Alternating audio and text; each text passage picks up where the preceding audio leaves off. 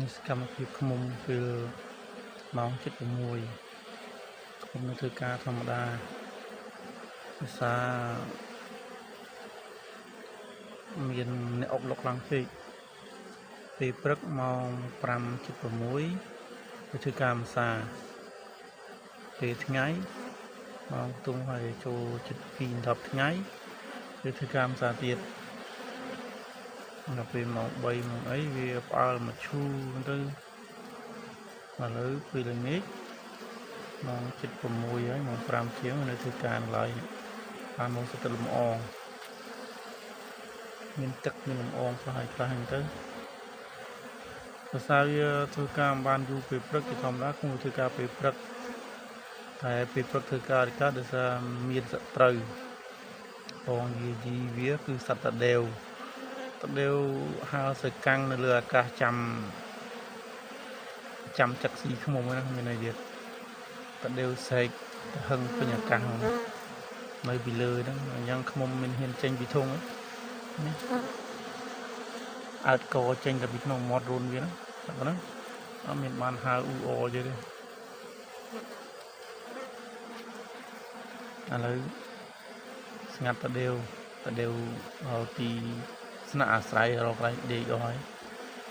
ហើយសំឡេងតាដេវស្រែកអញ្ចឹងនៅចេញធ្វើការឡើយអាទូ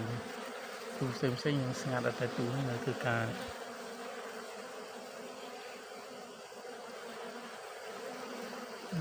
បងចូលច្រើន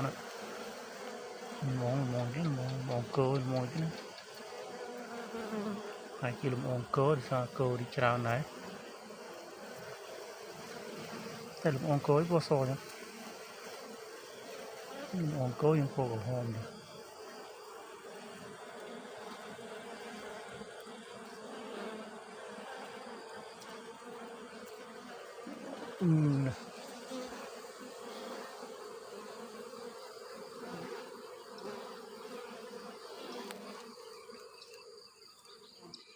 ងឹតហើយ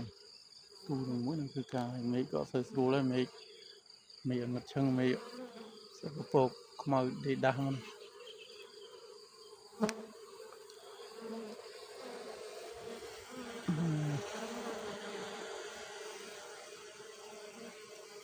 ទូផ្សេងអត់ធ្វើការទូនឹងមួយ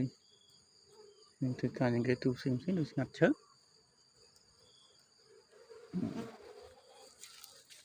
មកទូផ្សេងស្ង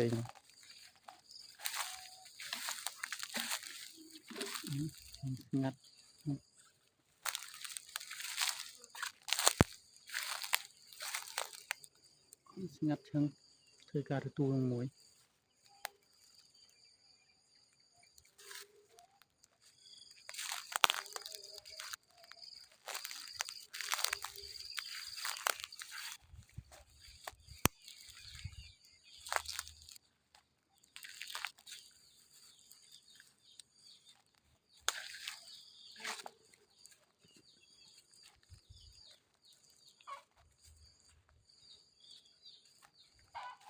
ងាត់ធ្វើការទូនឹងមួយមែនទេ